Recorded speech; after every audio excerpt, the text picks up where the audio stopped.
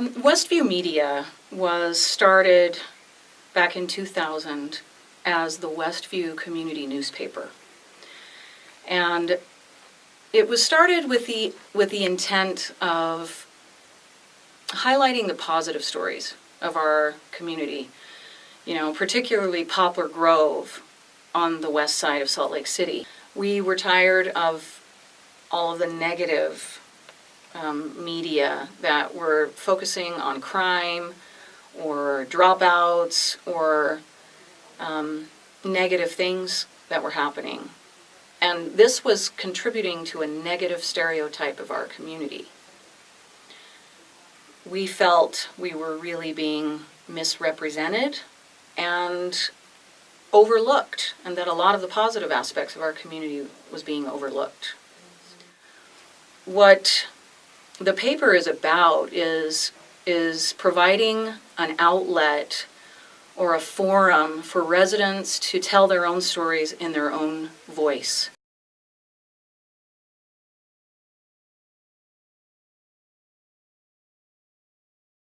Well, I joined WLI hoping that it would improve my skills to lead and organize a community news organization. I had just started up the Westview community paper, and I wanted to become more effective in that role.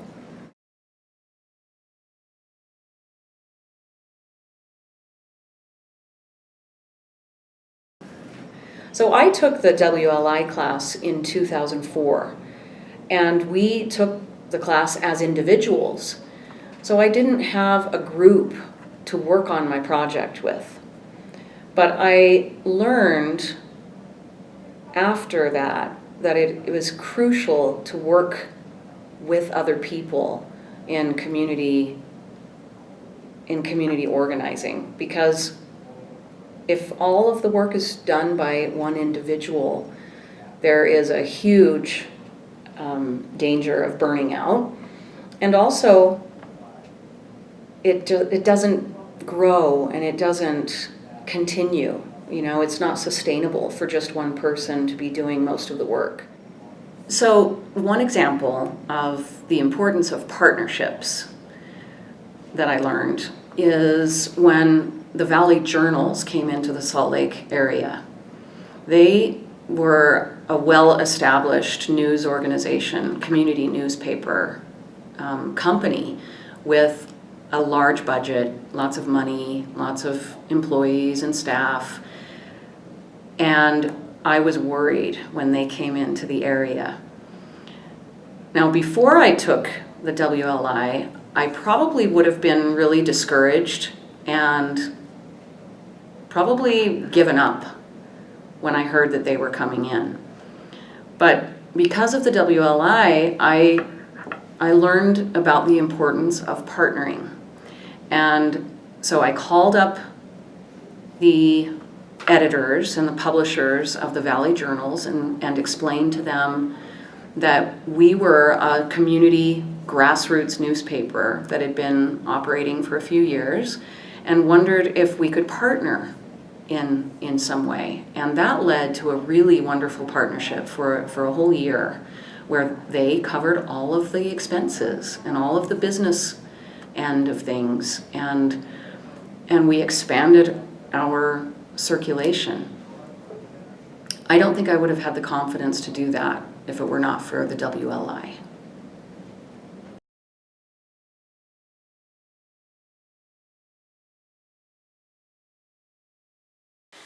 So right now, my role in Westview Media is just overseeing the operations of it and making sure that it continues to operate and continues to be viable.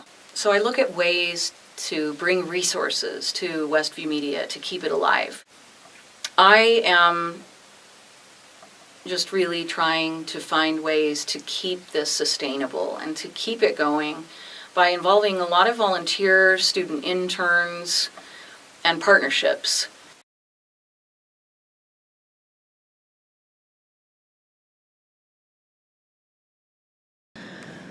I think that our project has been successful because we've been able to publish for 7 years and get the paper mailed out to 20,000 people.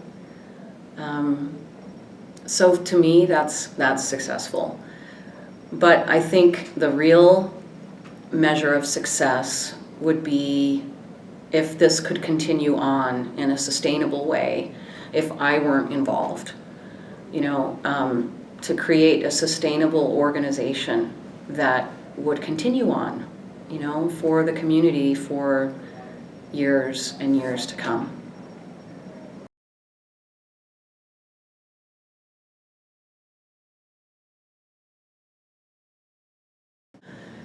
Since the WLI class, the Westview has continued, and it became a nonprofit organization in 2011, and the community is very receptive to it.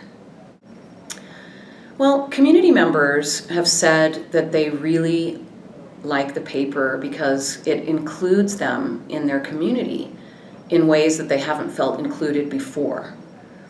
One person stood up in one of the community council meetings and said that the Polynesian community felt so included, actually included for the first time in their community after we published a series of articles featuring the Polynesian community. And I guess those articles went viral on the web. So it's good to get that feedback, to hear that people are, feel that they have a voice and that they're being included in their community, because that's exactly what we intended to do.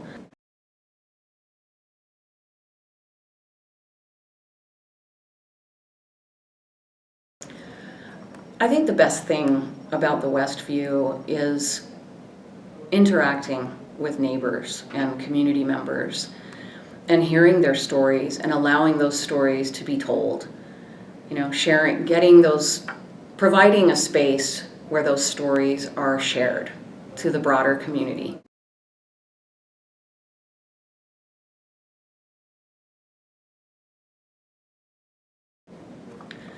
Okay, the challenges to the project are probably the same challenges with any project. Money.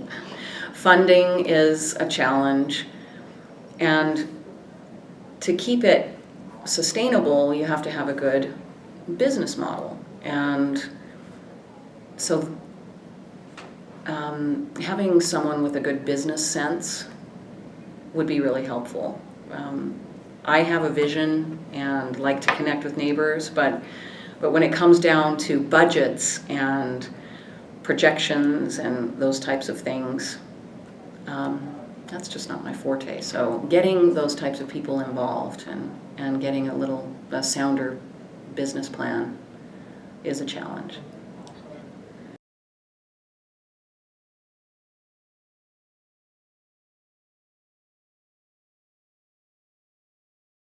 My advice for people who would like to get involved in their communities but don't really know how to get started is to start talking to other people who are doing things in their community and see how they can get involved. I also caution against starting up a project that is already being done. It's almost better to partner with somebody, with an existing organization that is doing that kind of work, than to try to start something from scratch.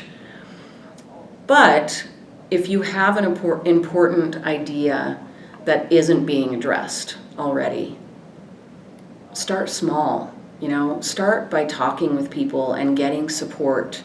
A great resource is your local community council, or NeighborWorks Salt Lake, or UNP.